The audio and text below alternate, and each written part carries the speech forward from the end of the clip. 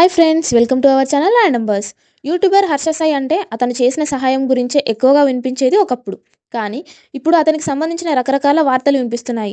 ఇన్ని లక్షల రూపాయల సాయం ఎలా చేస్తున్నాడబ్బా, డబ్బా కొట్టుకొని మరి ప్రచారం చేస్తున్నాడు అని చాలా మందిలో సందేహాలు కలిగాయి. బెట్టింగ్ యాప్లను ప్రచారం చేస్తూ కోట్లు సంపాదిస్తున్నాడని ప్రత్యక్షంగాను పరోక్షంగానే అనేక మంది బెట్టింగ్ యాప్ల బారిన పడిన ప్రాణాలు కోల్పోవడానికి కారణమయ్యాడనే విమర్శలు వినిపించాయి.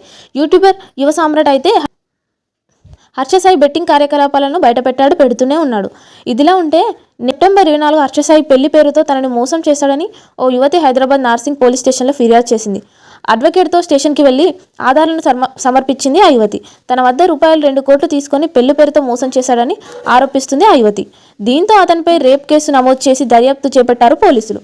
ఇదిలా ఉంటే హర్ష సాయి యూట్యూబర్గానే కాదు, ఇటీవల అతను హీరోగా ఫ్యాన్ ఇండియా రేంజ్లో మెగా అనే కొత్త సినిమా లాంచ్ అయింది. ఈ చిత్రానికి హర్ష సాయి హీరోగానే కాకుండా దర్శకత్వం కూడా చేస్తున్నారు. ఈ మూవీ టీజర్ను 2023 సెప్టెంబర్లో, అంటే గత ఏడాది ఇదే నెలలో భారీ ఎత్తున రిలీజ్ చేశారు. ఈ టీజర్కి 12 మిలియన్ వ్యూస్ వచ్చాయి. అంటే మనోడి రేంజ్ ఏంటో అర్థం చేసుకోవచ్చు. అయితే ఆసక్తికరమైన అంశం ఏంటంటే ఈ సినిమా నిర్మాత ఎవరో కాదు, Bigg Boss Telugu OTT contestant Mitra Sharma.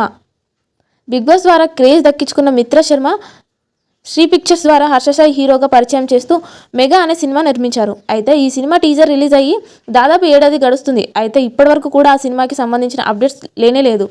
ఇక మిత్రా శర్మ కూడా స్క్రీన్పై కనిపించలేదు. ఇప్పుడు హర్ష సాయి తనను మోసం చేశాడని ఓ యువతి ఫిర్యాదు చేయడంతో మెగా మూవీ మళ్ళీ తెరపై వచ్చింది.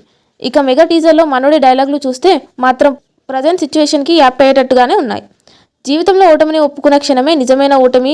ఒరే, నన్ను చూస్తే ఓటమిని ఒప్పుకునే వాడిలా అనిపిస్తున్నానా అని అంటాడు హర్ష సాయి.